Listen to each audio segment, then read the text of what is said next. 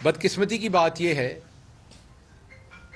کہ پچھلے 3.5 سال میں بار بار یہ لوگ خاتون اول کے اوپر حملہ آور ہوئے.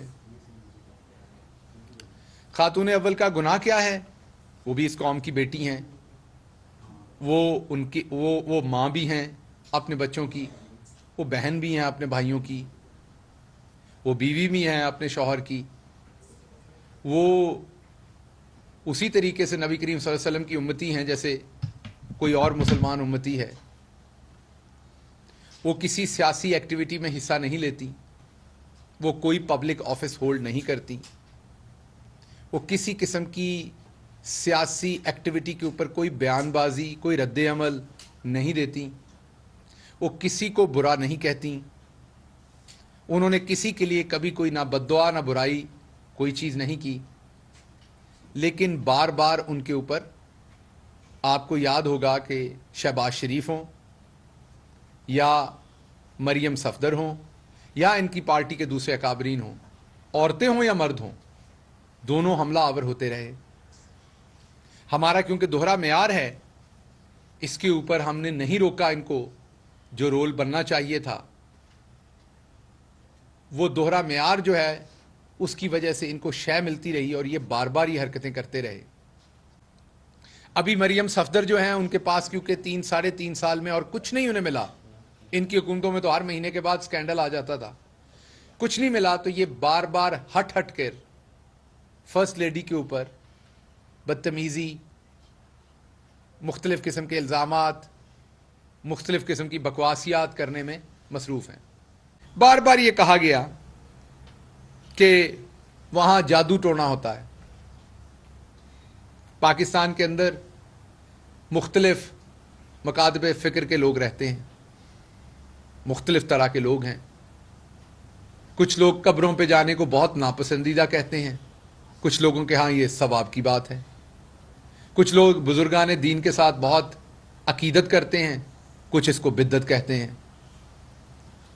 کوئی نظر نیاز کرتا ہے تو اپنے لیے اسے مشکل کشائی کہتے ہیں، کوئی اسے کہتے ہیں یہ بدعت ہے.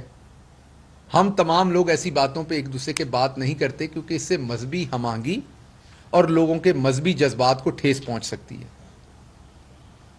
ایک جو سلسلہ ہے پاکستان کے اندر بزرگان دین سے عقیدت کرنے والا، دم درود پر یقین رکھنے والا، تعویذ پر یقین رکھنے والا، قرآنی آیات کے نسخے لے کے اس پر یقین رکھنے والا، اس کے تھرو اپنی بیماری کا علاج کرنے والا، وہ ایک بڑی تعداد میں پاکستانی ہیں. آپ ان کے اعتقاد کو، ان کی اس بات کو جادو ٹونا منتر اس طرح کے الفاظ دے کے آپ کو توہین کرنے کا کوئی حق نہیں ہے. آپ بار بار کسی کے مذہبی عقائد کو بیچ میں لا کے اس کو غلط نام دے کے، غلط رنگ دے کے آپ بار بار یہ حرکتیں کرتے ہیں، یہ مناسب نہیں ہے. اس کے بعد یہ کہا گیا کہ وہاں پر ابھی شہباز شریف صاحب نے کہا، مقصود چپڑاسی والے شہباز شریف نے، کہ وہاں پر منوں کے حساب سے گوشت جو ہے وہ جلایا جاتا ہے. مطلب اس سے زیادہ بے شرمی کی کیا بات ہوگی جو شہباز شریف صاحب نے کی.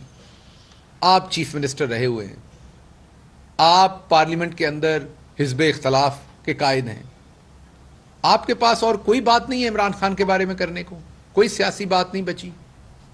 وجہ صرف یہ ہے کہ آپ کے پاس اور کوئی بات کرنے کو ہے نہیں. اگر آپ کے پاس کوئی اور بات کرنے کو ہوتی تو آپ ضرور کرتے. ان کی ایک دوست ہیں جن کا نام فرا بی بی ہے.